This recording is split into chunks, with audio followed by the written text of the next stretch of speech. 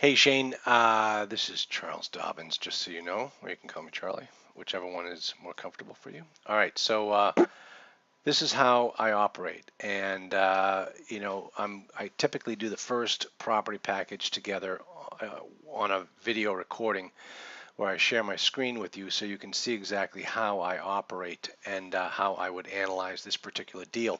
Um, but I say my first deal, if we ever do two, three, four, it doesn't matter to me. I want to help you out every step of the way and make sure you understand exactly how this is done.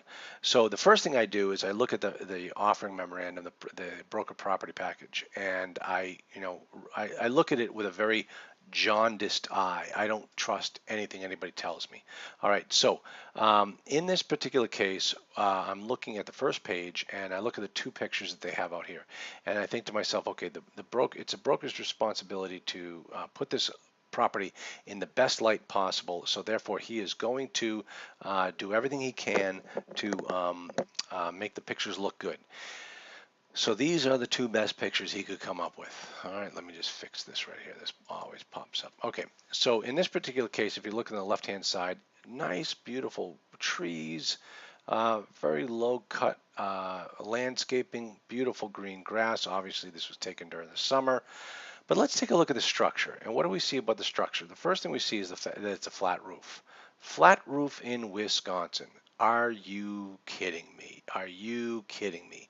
That thing could be an absolute disaster.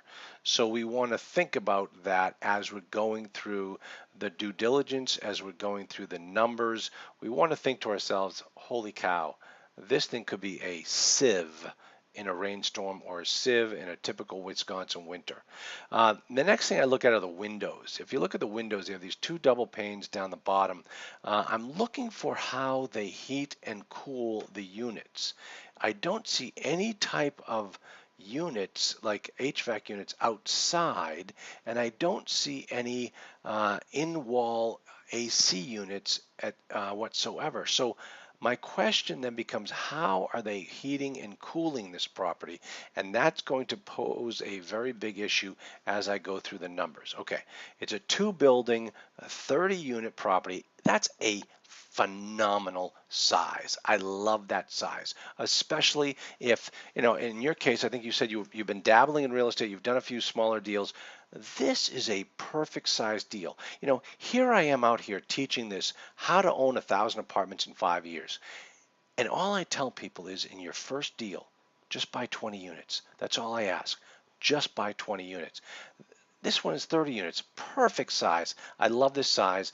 We got to figure out what it's going to take to make this thing work. Okay, opportunity to own a very stable asset in the highly sought after city of New Berlin, currently 100% occupied. Let me tell you something, nothing is 100% occupied.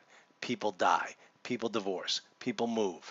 And as soon as they move and you can't fill that unit within the next day, then you're going to have an occupancy. And therefore, you're no longer 100% occupied. So whenever I see a broker say 100% occupied, I think, yeah, fine, baloney. That's not how this business works. Unless the market is so incredibly hot. And I was having a conversation with a guy yesterday who said, like, oh no, I'm able to lease up my units in 3 days. Okay, well, that's Boston. But is that the case in the city of New Berlin? Can you do that in New Berlin? If you can't, then it's never going to be 100% occupied.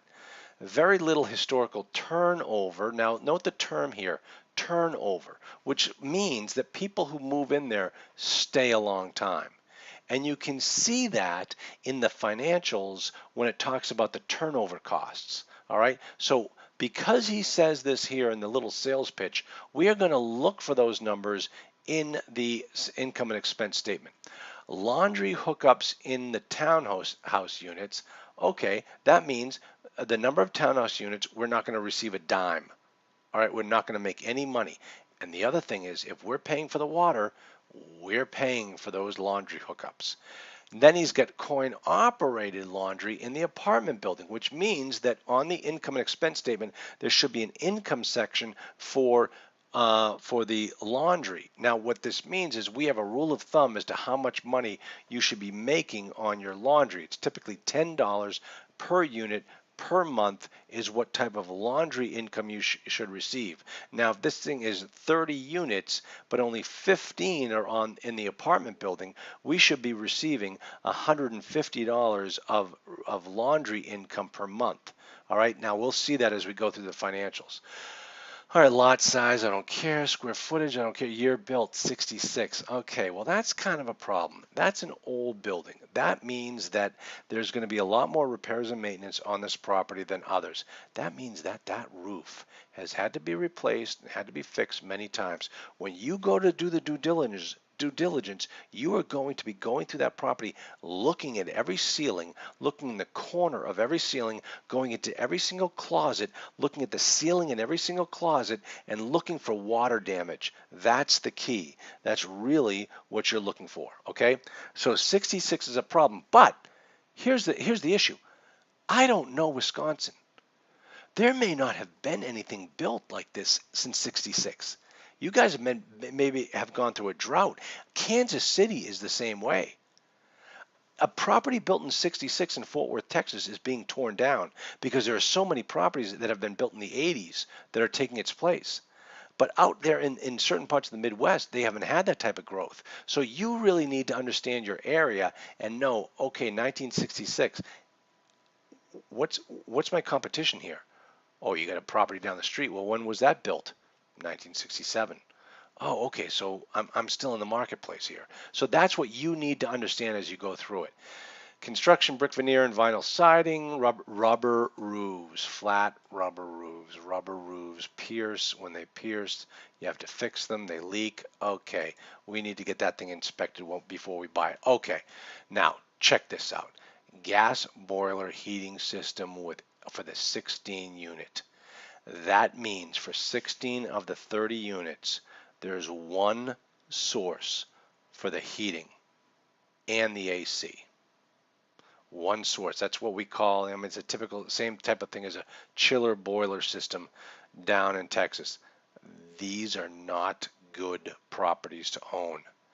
Chiller boiler systems crash. When they crash, you've got 16 disgruntled people who are calling the code enforcement officer, who is shutting down your building, who is putting these people up because the Salvation Army, is shutting them down. Listen, it's dangerous. This is a dangerous property because of these types of things. You've got a chiropractic business. You are earning a nice income from that business. You're looking for properties that you forget you even own. I'll tell you right now, if this boiler system goes, you are done practicing chiropractic medicine. You are becoming an expert on property management overnight, and it's going to be a very expensive lesson. And let me tell you something, Shane. What I just said to you sounds like it's coming from the heart and coming from personal experience. Do you know why? Because it is coming from personal experience. I've had to deal with this before, and it's a nightmare. Okay, so right away, that is a huge strike against this property. Huge strike. So when you sit down and talk to the broker, and the broker's like, oh, hey, what do you think about this deal? Hey, it's got a boiler system. It's got 16 of the units are on a boiler system. How old's a boiler system? When was the last time it was maintained? When was the last time the pipes were changed on it? Geez, I don't know, Mr. Broker. This is a tough property.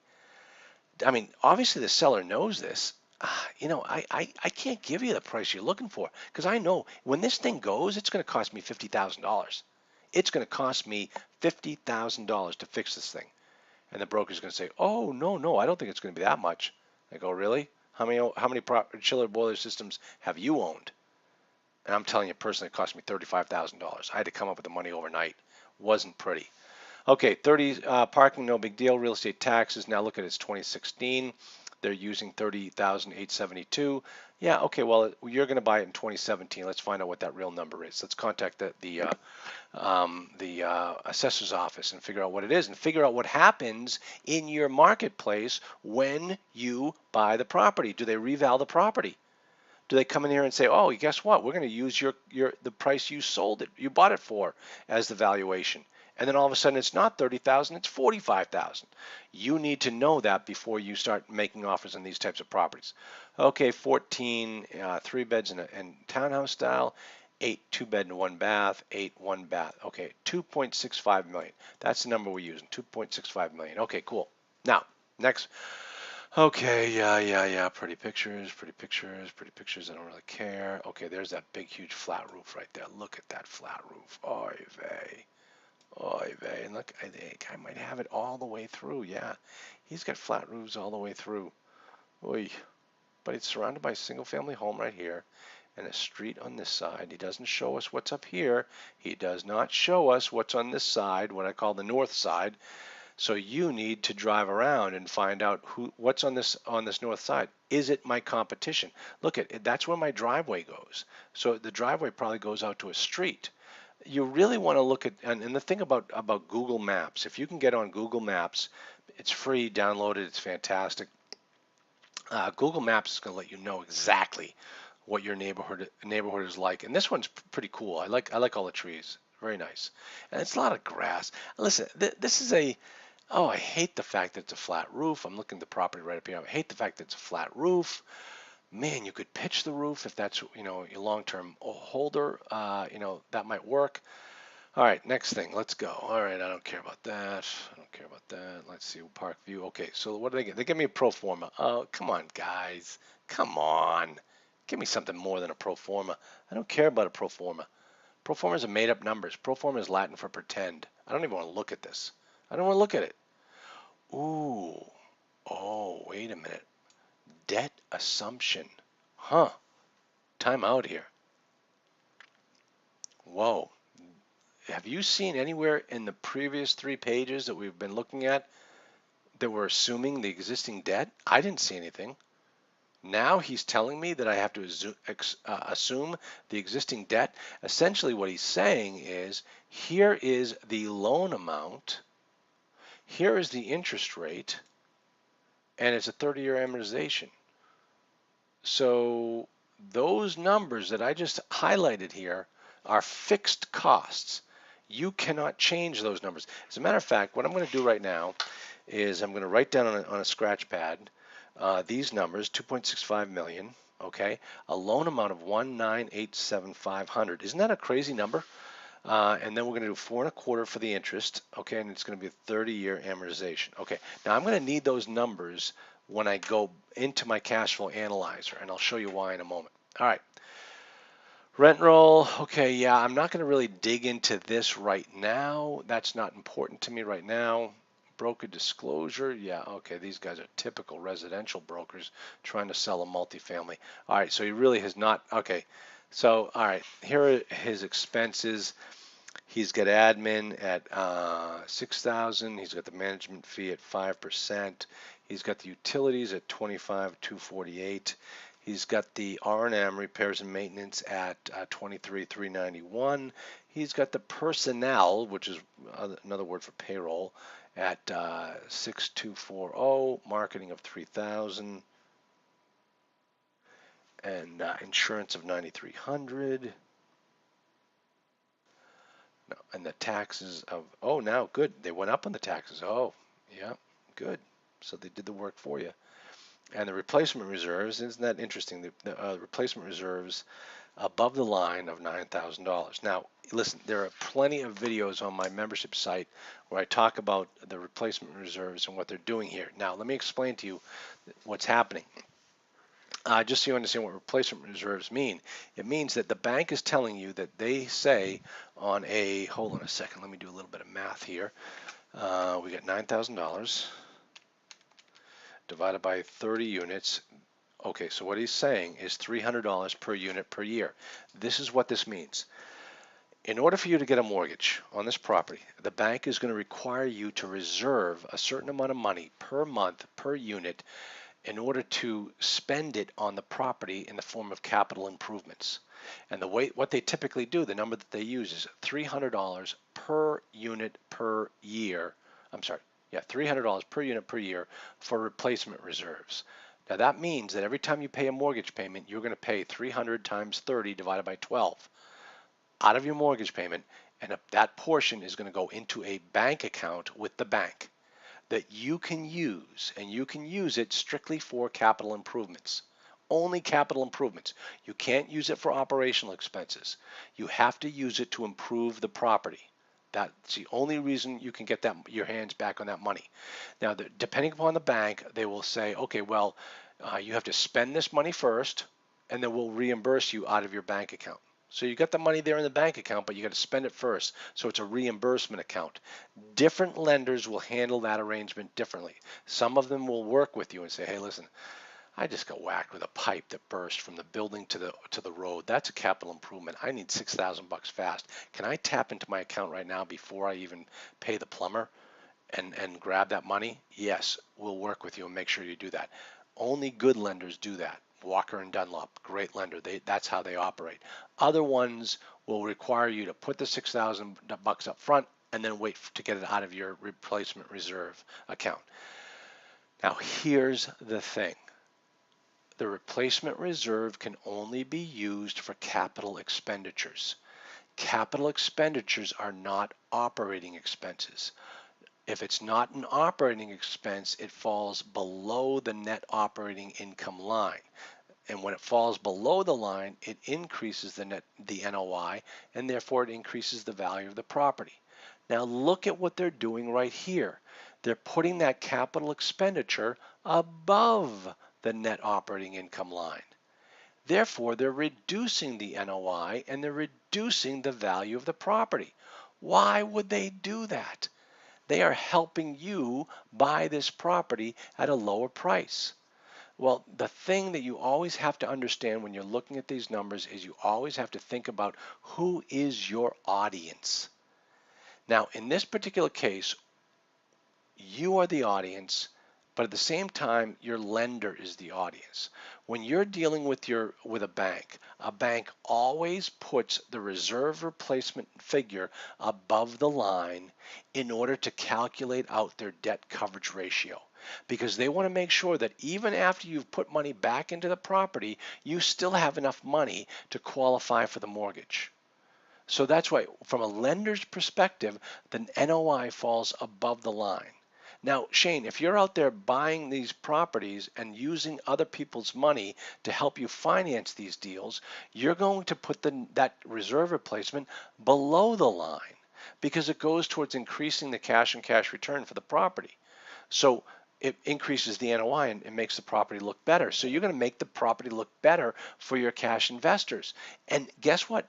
GAAP, the generally accepted accounting principles, say that the capital expenditures should be below the line. So you're not violating any rules. You're doing everything correctly. It's the broker and the bank that do it differently.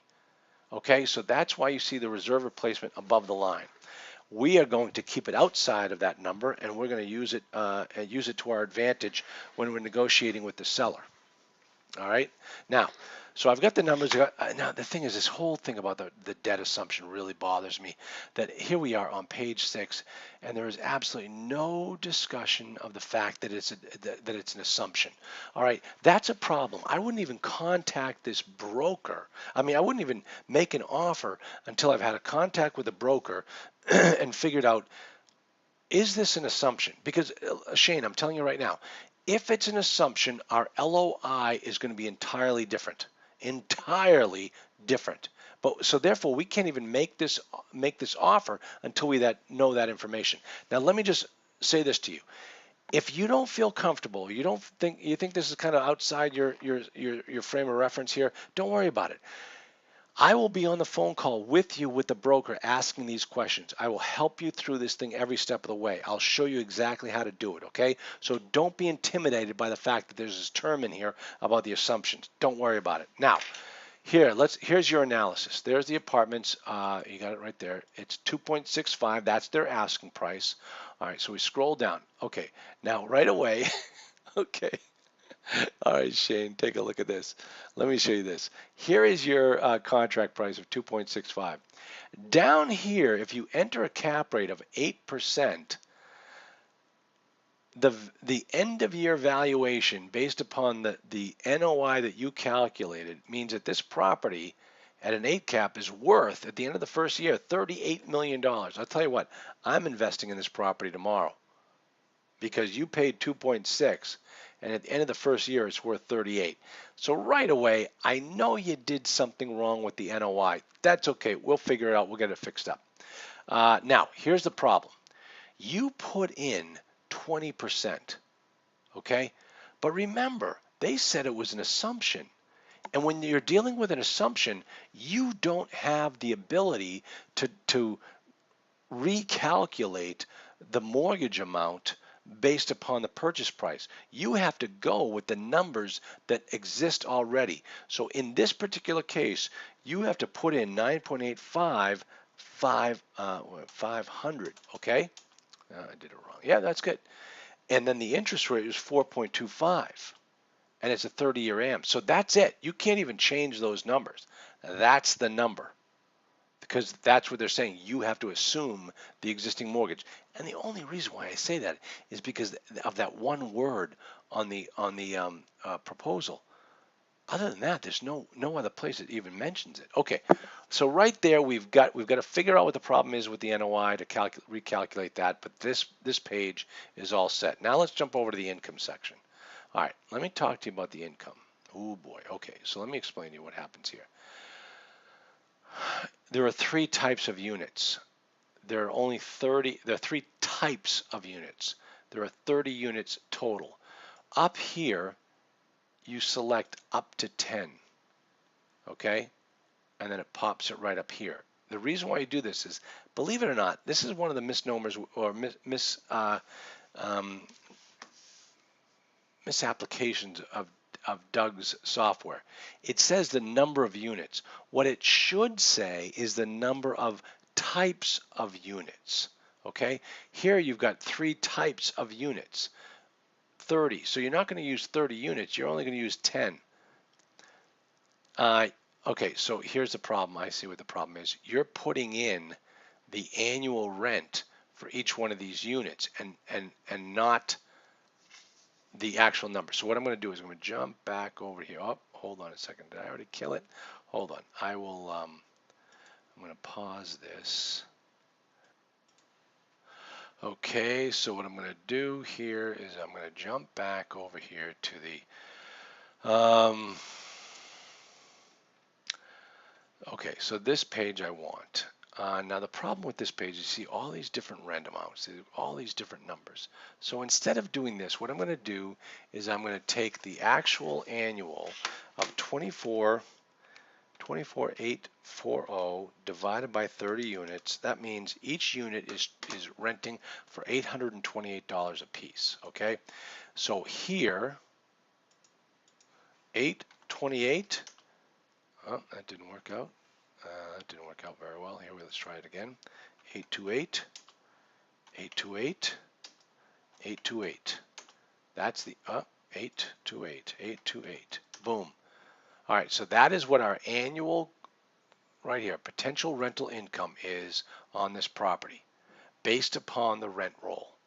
All right, watch this. Watch this, Shane. If I jump back over here to the input data, remember how we said it was worth like 15 million, 37? Now it's worth 1.9 million. You're asking 2.65, and according to our calculations, it's worth 1.98. One thing I want to check on this thing is I want to check out the cap rate. Make sure that you did this correctly. They're saying 6.3 cap. All right, they're saying 6.3. Your job as an investor is to know whether that number is right. All right, so if I go back to the thing right here and I change this to 6, oh shoot, I apologize. I already forgot what the number is. 6.3. There we go. Okay. And I go here, 6.3, 6.3. Watch what happens to the valuation as soon as I hit enter. Now it's worth 2.42. We're looking at 2.6. Okay.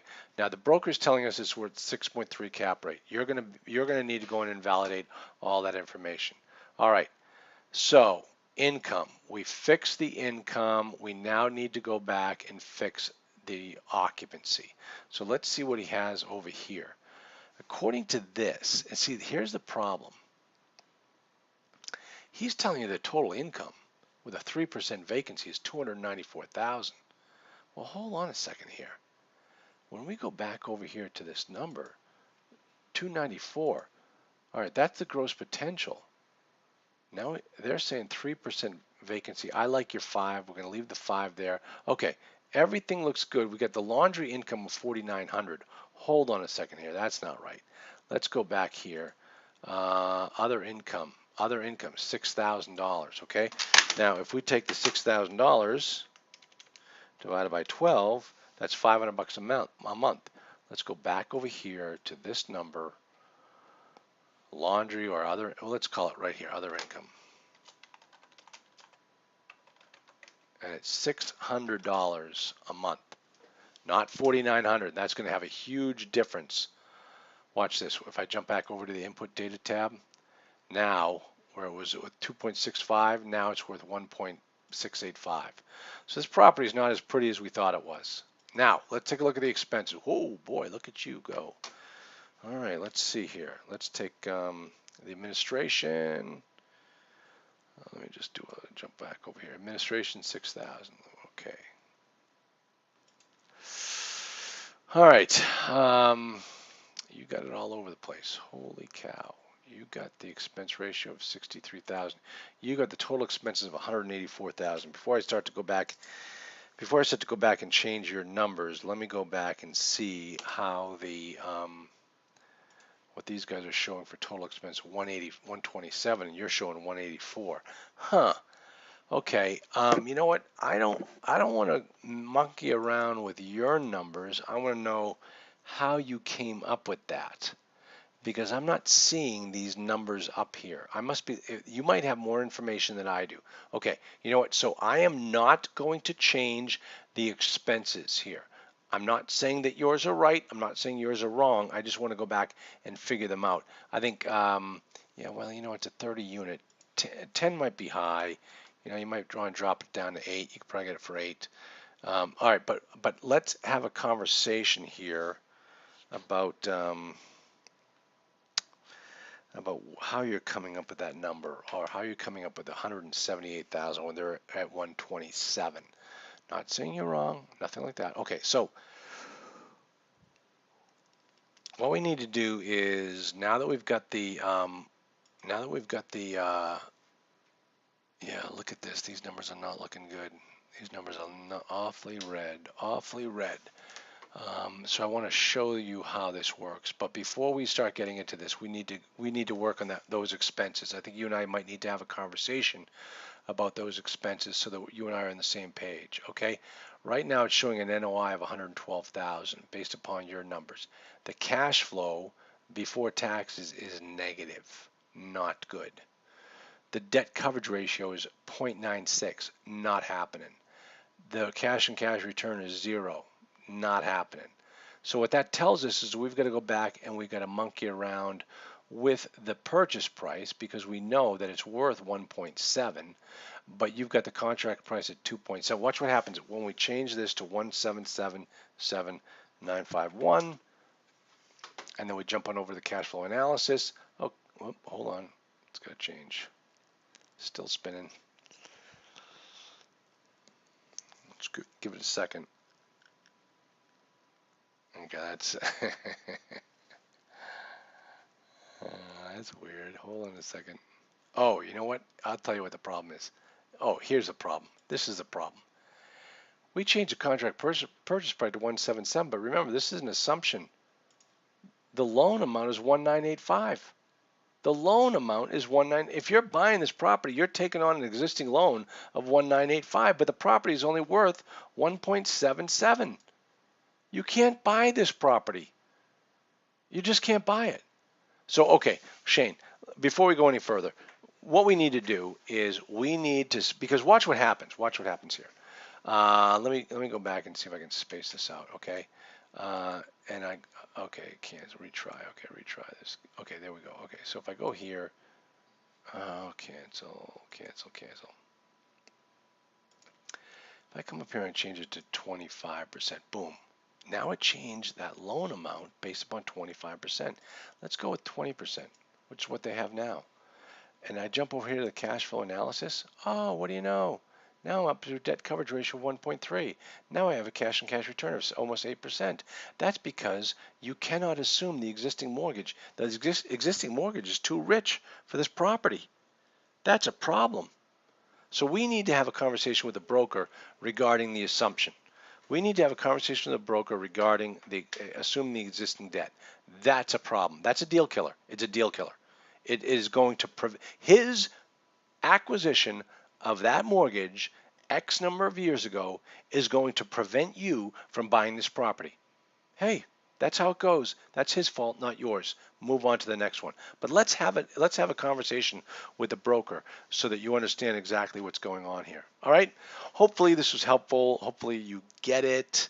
Um, and listen, let's keep working this way. All right, Shane. Have a great night. 12 inches of snow tomorrow here in New England, but we won the Super Bowl. Yeah, I'm sorry about that. Yeah, I think you guys lost to Atlanta. I think we just toyed with them. So, but that's okay. All right, pal. Good talking with you, and we will chat with you later. Thanks. Bye.